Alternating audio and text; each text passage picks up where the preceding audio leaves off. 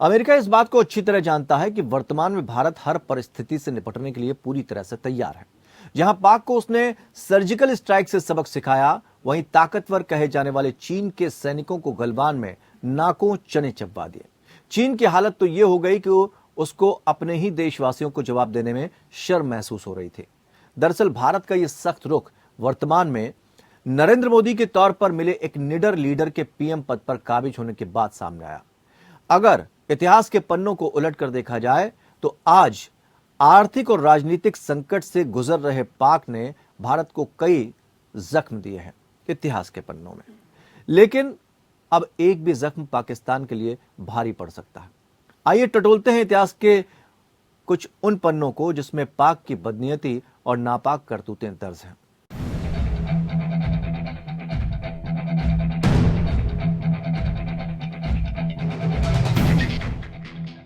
भारत पाकिस्तान के रिश्ते देश के बंटवारे के साथ ही खराब हो चुके थे। पाक लगातार किसी न किसी तरह भारत को अस्थिर करने की कोशिश करता रहा है। कभी विदेशी मंच का इस्तेमाल झूठी अफवाहों को फैलाकर, तो कभी भारत के मुस्लिमों को बहकावे में लेकर जिहाद के नाम पर आतंक के रास्ते पर धकेल कर। इतिहास के पन्नों को टटोल कर देखा जाए तो पाकिस्तान भारत को अनगिनत जख्म दे चुका है। कभी अक्षरधाम मंदिर पर हमला, कभी मुंबई के ताज सहित अन्य संस्थानों पर पर्यटकों को निशाना बनाना, तो कभी लोकतंत्र का मंदिर कही जाने वाली भारतीय संसद पर हमला करके पाकिस्तान ने भारत को अब तक कई जख्म दिए हैं। यही नहीं, आतंक की खेती करने वाला पाक दाऊद लादेन जैसे खूंखार आतंकियों को पनाह देकर दुनिया के सामने बेपर्दा भी हो चुका है। यानी उसकी इन हरकतों से अब दुनिया भी वाकिफ हो चुकी है। ताजा हमलों की बात करें तो पाकिस्तान ने पुलवामा में आतंकी हमला कराकर अपनी कायराना हरकत एक बार फिर दुनिया के सामने ला दी है, जिसका जवाब भारत ने सर्जिकल स्ट्राइक के जरिए दिया। अमेरिका को अब इस बात का डर सताने लगा है कि जब भारत गलवान में चीन से भिड़ गया तो फिर पाकिस्तान को तो वो कई बार धोबी पछाड़ दे चुका है। इसलिए पाकिस्तान के आर्थिक हालात वर्तमान में बेहद खराब हैं। ऐसे में अगर सैन्य कार्रवाई होती है तो दोनों परमाणु संपन्न देशों के बीच परमाणु कार्रवाई का खतरा बढ़ जाता है। इस रिपोर्ट में भारत और पाकिस्तान के संदर्भ में भी कई असेसमेंट्स किए गए हैं। इसमें कहा गया है कि यदि भारत और पाकिस्तान के बीच में कोई तनाव के बिंदु पैदा होते हैं तो ऐसे में जो वर्तमान में भारत के प्रधानमंत्री श्री नरेंद्र मोदी के नेतृत्व की सरकार है, वो पाकिस्तान के विरुद्ध कोई बड़ा मिलिट्री एक्शन ले सकती है। और जाहिर है कि इसमें भारत और पाकिस्तान के बीच में युद्ध की आशंका जताई गई है। इसे कंसर्न के तौर पर बताया गया है। अमेरिका ये जानता है कि भारत अब वो भारत नहीं है जो कभी गहरे जख्म मिलने के बाद भी शांति की बात करता था, बल्कि नरेंद्र मोदी के प्रधानमंत्री बनने के बाद भारत ने पलटवार करना भी शुरू कर दिया है। भारत ने जिस तरह से अपनी विदेश नीति पर कायम रहते हुए दुनिया की महाशक्तियों को सख्त लहजे में जवाब दिया है, उससे दुनिया भर के देशों को साफ संकेत मिल गए हैं कि भारत अपनी विदेश नीति पर भी कायम है और साथ ही किसी भी तरह की हरकतों से उकसाया जाता है तो सर्जिकल स्ट्राइक जैसी कार्रवाई करने से भी नहीं चूकेगा। यही वजह है जो इस रिपोर्ट में अमेरिका को चिंतित कर रही है। यहाँ आपको ये भी बताना चाहेंगे कि पाकिस्तान ने अपनी नापाक हरकतों के चलते भारत को कई गहरे जख्म दिए हैं। आइए एक नजर डालते हैं पाकिस्तान के पोषित आतंकियों के द्वारा अंजाम दिए गए कुछ बड़े आतंकी हमलों पर। Mumbai serial blast. 12 मार्च 1993 को पूरे मुंबई में सीरियल धमाके हुए। इन धमाकों के पीछे डी कंपनी का हाथ बताया गया। इस हमले में 257 लोग मारे गए थे, जबकि 713 घायल हुए थे। जम्मू कश्मीर विधानसभा पर हमला। 1 अक्टूबर 2001 को जैश ए मोहम्मद के 3 आत्मघाती हमलावरों ने विधानसभा भवन पर कार बम से हमला किया। इसमें 38 लोग मारे गए थे। संसद पर हमला। 13 दिसंबर 2001 में लश्कर-ए तैयबा और जैश ए मोहम्मद 5 आतंकवादियों ने भारत की संसद पर हमला किया था। सुरक्षा बलों ने आतंकियों को मार गिराया था। इस हमले में 6 पुलिसकर्मी और 3 संसद भवन कर्मी मारे गए थे। 15 घायल हुए थे। अक्षरधाम मंदिर पर हमला। 24 सितंबर 2002 में लश्कर-ए तैयबा और जैश ए मोहम्मद के 2 आतंकी मुर्तजा हाफिज यासीन और अशरफ अली मोहम्मद फारूक ने अक्षरधाम मंदिर में घुसकर गोलियां बरसाई। इस आतंकी हमले में 31 लोगों की मौत हुई थी, जबकि 80 लोग घायल हो गए थे। कोयम्बटूर धमाका। 14 फरवरी 1998 में इस्लामिक ग्रुप अल उम्माह ने कोयम्बटूर में 11 अलग अलग जगहों पर 12 बम धमाके किए। इसमें 60 लोगों की मौत हो गई थी, जबकि करीब 200 लोग घायल हुए थे। धमाकों से दहल गई थी दिल्ली। दिवाली से कुछ दिन पहले 29 अक्टूबर 2005 को 3 सिलसिलेवार धमाकों ने दिल्ली को दहला दिया था। 2 धमाके भीड़ भाड़ वाले बाजारों में हुए और 1 धमाका बस में हुआ था। हमले में 67 लोग आतंक का शिकार बने और 200 से ज्यादा घायल हुए। इस आतंकी हमले की जिम्मेदारी इस्लामिक रिवॉल्यूशनरी फ्रंट ने ली थी। इसके तार लश्कर-ए-तैयबा से जुड़े थे। मुंबई ट्रेन धमाके। 11 जुलाई 2006 में मुंबई की लोकल ट्रेनों में अलग अलग 7 बम विस्फोट हुए। बम लोकल ट्रेनों में लगाए गए थे, जिनमें भारी भीड़ होती है।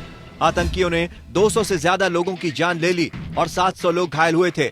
इन धमाकों में इंडियन मुजाहिदीन का हाथ था। इसमें कुल 210 लोग मारे गए थे और 715 लोग जख्मी हुए थे। इसके बाद इसी साल महाराष्ट्र के मालेगांव में 8 सितंबर 2006 को भी धमाके हुए। 3 धमाकों में 32 लोग मारे गए और 100 से अधिक घायल हुए थे। 2008 में दहल गई पिंक सिटी। 13 मई 2008 को इंडियन मुजाहिदीन के आतंकियों ने पिंक सिटी जयपुर को निशाना बनाया। भीड़ भाड़ वाली 6 जगहों पर साइकिलों में बम फिट किए गए थे। एक के बाद एक 15 मिनट के अंदर 9 बम धमाके हुए। धमाकों में 71 लोगों की मौत हुई और 200 से ज्यादा घायल हुए। धमाकों से दहला अहमदाबाद। अहमदाबाद में 26 जुलाई 2008 के दिन 2 घंटे के भीतर 20 बम धमाके हुए थे। साइकिलों और गाड़ियों में बम छिपाए गए थे। इन धमाकों में 56 लोगों की मौत हुई और 200 से ज्यादा लोग घायल हुए थे। इस हमले से एक दिन पहले ही बेंगलुरु में कम तीव्रता के धमाके किए गए थे। 2008 में फिर दहल गई थी दिल्ली। 13 सितंबर 2008 को कनॉट प्लेस समेत दिल्ली के कई बाजारों में 30 मिनट के भीतर 5 बम धमाके हुए। इस दौरान 4 और बम डिफ्यूज कर दिए गए। इसके 2 हफ्ते बाद मेहरौली के एक बाजार में फिर धमाका हुआ। पहले हमले की जिम्मेदारी इंडियन मुजाहिदीन ने ली, मगर दूसरे के पीछे कौन था पता नहीं चला। इन हमलों में 23 लोग मारे गए थे और 120 लोग घायल हुए थे। 26/11 मुंबई आतंकी हमला। 26 नवंबर 2008 को पाकिस्तान से आए 10 आत्मघाती हमलावरों ने मुंबई को दहला दिया। ये भारत पर हुआ सबसे बड़ा आतंकी हमला था, जिसमें 160 लोग मारे गए और 300 से ज्यादा घायल हुए। समुद्र के रास्ते पाकिस्तान से आए आतंकियों ने Leopold cafe, Taj hotel, Oberoi Trident, Nariman house, Chhatrapati Shivaji terminus और कामा अस्पताल को निशाना बनाया। होटल और नरीमन हाउस में सैकड़ों को बंधक बनाया गया। अजमल कसाब को छोड़कर बाकी सभी आतंकियों को ढेर कर दिया गया। कसाब को 2012 में फांसी दी गई। पुणे और बेंगलुरु में हमले। पुणे की जर्मन बेकरी में 10 फरवरी 2010 को हुए बम धमाके। इन धमाकों में 9 लोग मारे गए और 45 घायल हुए थे। इसी साल 17 अप्रैल 2010 में बेंगलुरु के चिन्नास्वामी स्टेडियम के बाहर 2 धमाके हुए। इन 2 बम धमाकों में 15 लोगों की मौत हो गई थी। 2011 में फिर दहली मुंबई। 13 जुलाई 2011 को मुंबई फिर दहल गई।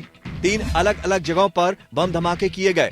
ओपेरा हाउस, झावेरी बाजार और दादर वेस्ट में हुए धमाकों में 26 लोग मारे गए और 130 घायल हुए।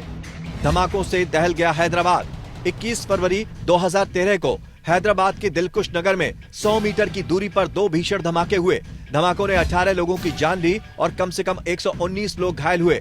इंडियन मुजाहिदीन के सह संस्थापक यासीन भटकल समेत कुल 5 आतंकियों को दोषी करार दिया गया था। पठानकोट हमला। 2 जनवरी 2016 में पठानकोट स्थित सेना के ठिकानों पर आतंकी हमले हुए थे, जिसमें सेना के 7 जवान और 6 आतंकवादी मारे गए थे। पठानकोट एयरबेस उत्तर भारत के सबसे बड़े एयरबेस में से एक है।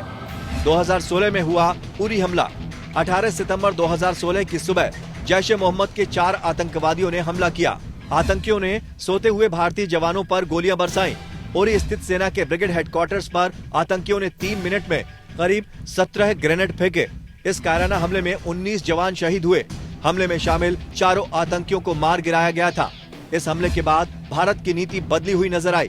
भारतीय सेना ने बॉर्डर पार करते हुए सर्जिकल स्ट्राइक की और आतंकियों को सबक सिखाया। अमरनाथ यात्रियों पर आतंकी हमला। 11 जुलाई 2017 को अमरनाथ यात्रा पर जा रही बस पर आतंकियों ने घात लगाकर हमला किया। 7 श्रद्धालुओं की मौत हुई। बस में 56 यात्री सवार थे। 2019 में हुआ पुलवामा। 14 फरवरी 2019 को जम्मू और कश्मीर के पुलवामा में जैश-ए-मोहम्मद ने आत्मघाती हमला किया। आत्मघाती हमलावर ने विस्फोटकों से भरी गाड़ी सीआरपीएफ के काफिले से भिड़ा दी। हमले में 40 सुरक्षाकर्मी शहीद हो गए थे। इस हमले के बाद पूरे देश में गुस्सा देखा गया। भारत पाक के बीच तनाव काफी बढ़ गया। सीमा पर स्टैंड ऑफ की स्थिति बनी और फिर भारत ने एयर स्ट्राइक करते हुए जैश के आतंकी ट्रेनिंग कैंप उड़ा दिए। पाकिस्तान ने भारत को बर्बाद करने के लिए आतंक से लेकर बदनाम करने तक के कई कदम उठाए, लेकिन अंतर्राष्ट्रीय स्तर पर भारत की छवि निरंतर सख्त और साफ सुथरी होती चली गई। लेकिन पाकिस्तान अपने ही देश के अंदर फजीहत झेलता नजर आया। भारत कई बार पाकिस्तान को धूल चटा चुका है। हालांकि इस बार अमेरिका की खुफिया संगठन ने चिंता जाहिर की है कि अगर इस तरह का कोई हमला होता है तो भारत इसका जवाब सैन्य कार्रवाई के जरिए ही दे सकता है, और अगर ऐसा हुआ तो ये अच्छे संकेत नहीं होंगे।